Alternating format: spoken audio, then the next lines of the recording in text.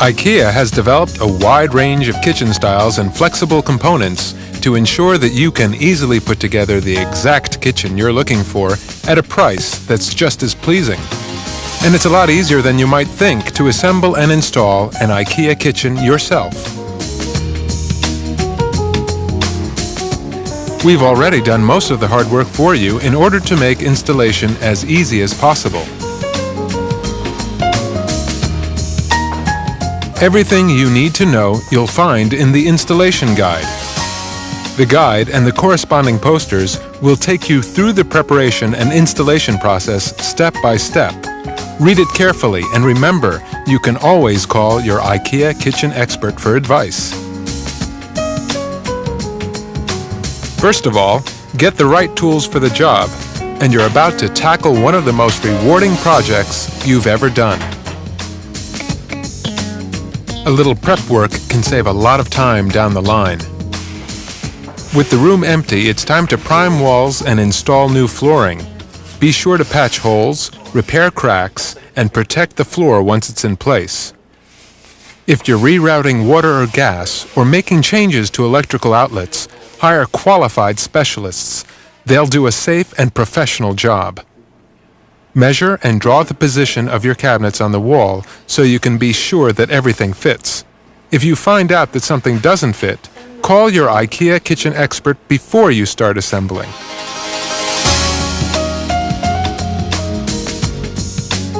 Assemble the cabinets and drawers according to the instructions included in each package. Here's a tip. It's easier to screw runners for the drawers and pull-out baskets into place on the inside walls of the base and high cabinets before assembling the cabinets themselves. Arrange the cabinets into the order in which you will be installing them so you can quickly find the right cabinet when you need it. If you purchased a Prosa Pronomen countertop from IKEA, be sure to store it in or near the kitchen. This allows it to adjust to room temperature.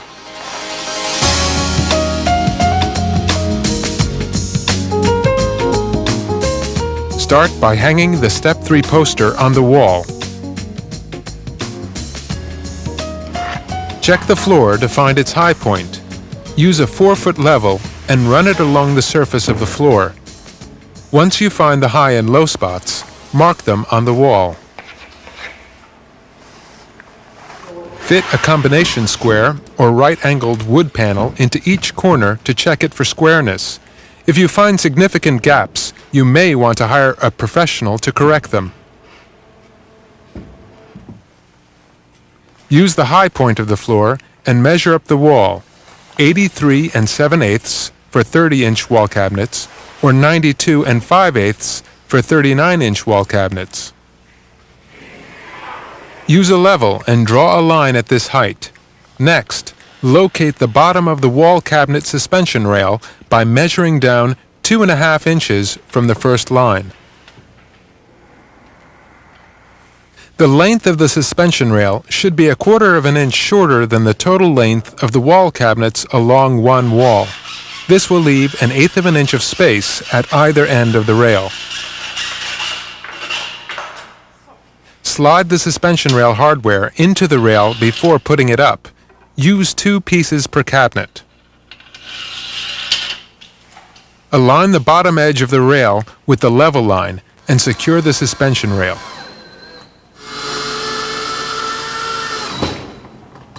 Start with hanging the corner cabinet. Secure the cabinet hardware loosely. This will allow you to make adjustments once all of the cabinets are installed. Hang the rest of the cabinets in the same way, aligning each with the previous one. Use your C-clamps to fasten the cabinets into position. Drill through the cabinet and tighten the connecting screws. When all the wall cabinets have been mounted, aligned, and connected, firmly secure the mounting hardware. If you're installing a high cabinet, final adjustments should be made after the high cabinet is installed.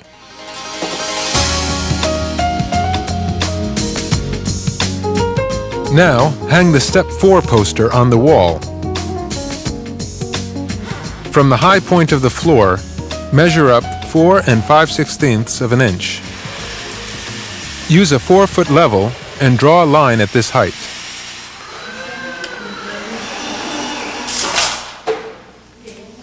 Now measure 34.5 inches from the same point on the floor and draw another line.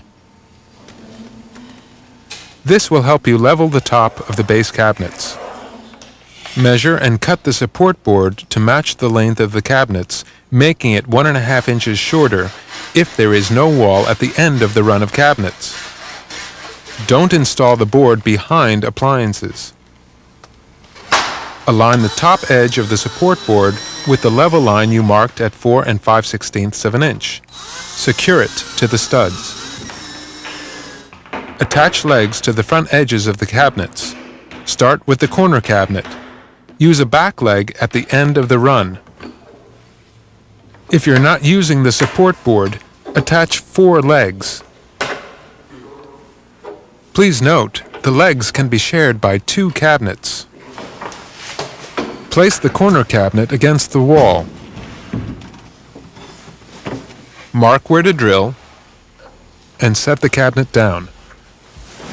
Use the appropriate drill bit and type of screw for your wall material. Lift the corner cabinet into place. Adjust the legs so that it stands level. Make sure the cabinet is level front to back and side to side. Finally, tighten the screws, but not completely. Mark, drill, and insert the screws for the next cabinet. Lift the cabinet into place, aligning it with the previous one. Secure them into position. Drill through the cabinets and fasten the connecting screws. Continue with the remaining cabinets. Be sure to make openings for plumbing, power sources, and other utilities as needed before installing the cabinets. If you're using a cover panel on one side of the high cabinet, attach this before you install it. When all the base cabinets have been mounted and aligned, tighten all the screws into the wall. Install the Lazy Susan in the corner cabinet. Measure and cut the filler to be fitted between the cabinet and the wall. Now put the filler in place. To produce an airtight seal, you'll need to caulk around the fillers. Tape alongside the area to be caulked and apply a bead of caulk into the crevice. Dab your finger in 3-in-1 oil, then run it along the caulk.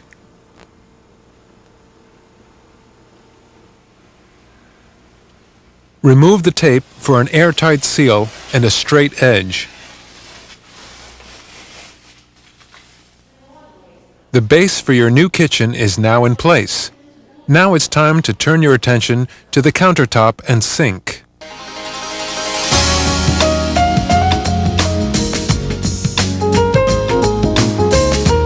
Now hang the Step 5 poster on the wall. IKEA has a wide range of countertops for you to choose from. In this kitchen, we have chosen a solid wood Prosa Pronomen countertop.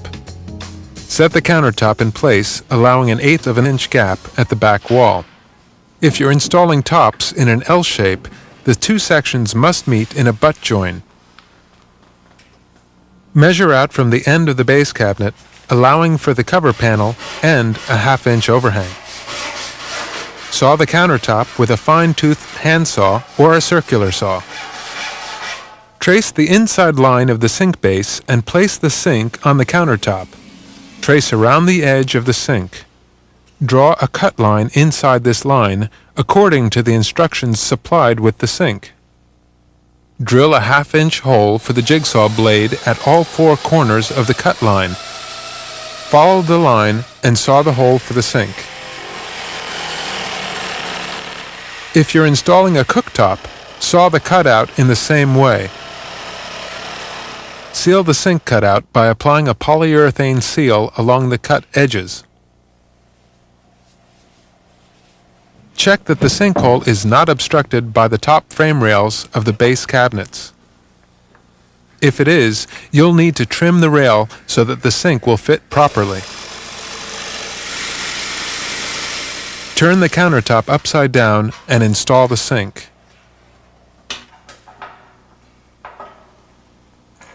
The countertop is secured using the hardware provided. The slotted brackets allow the top to expand and contract normally. Be sure to drill pilot holes in the countertop before securing it. If the sink is not pre-drilled, drill a hole and install the faucet following the manufacturer's instruction. To prepare the countertop for use, sand the surface with a fine sandpaper and finish it with an approved woodblock oil.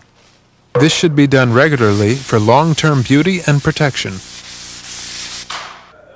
Your new kitchen is beginning to take shape.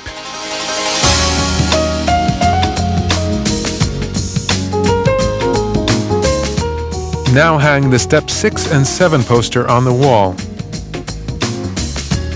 Start by installing the cabinet cover panels.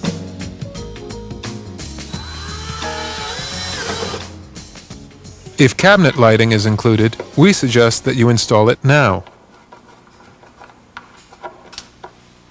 Insert 4 supports per shelf and rest the shelf on top of them. On a 6-inch high drawer front, attach the knobs or handles before it is mounted to the drawer box. Use the hardware provided to allow easy adjustment for perfect drawer front alignment.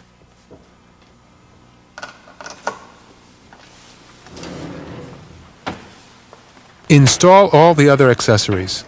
IKEA has a wide range of accessories that will help you organize your kitchen.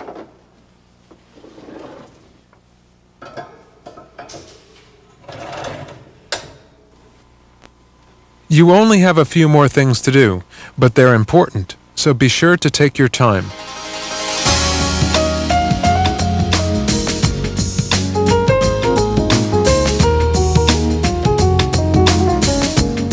Now we're on to step 7. Carefully measure and mark the toe kicks so that they cover the open area below your base cabinets.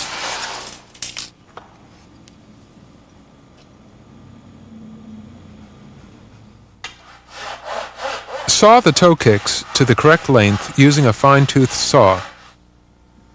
Cover the cut edge with the enclosed edging strip.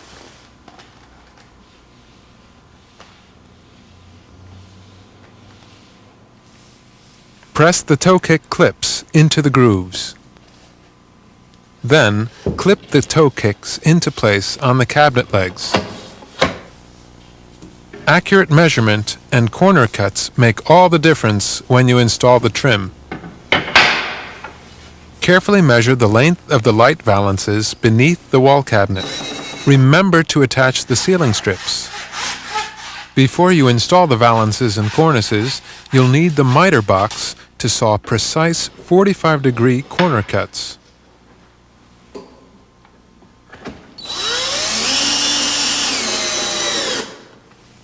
Attach the hinge base plate into the pre-drilled holes according to the assembly instructions.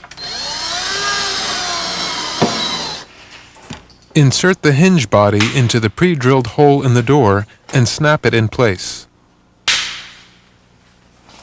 Hang the doors by snapping the hinge body into the base plate. Adjust the hinges as shown in the instructions. Make a template or measure carefully to mark where the handle is to be positioned. Hold a block of wood behind the door when you drill the hole. Finally, attach the protective tabs on each door.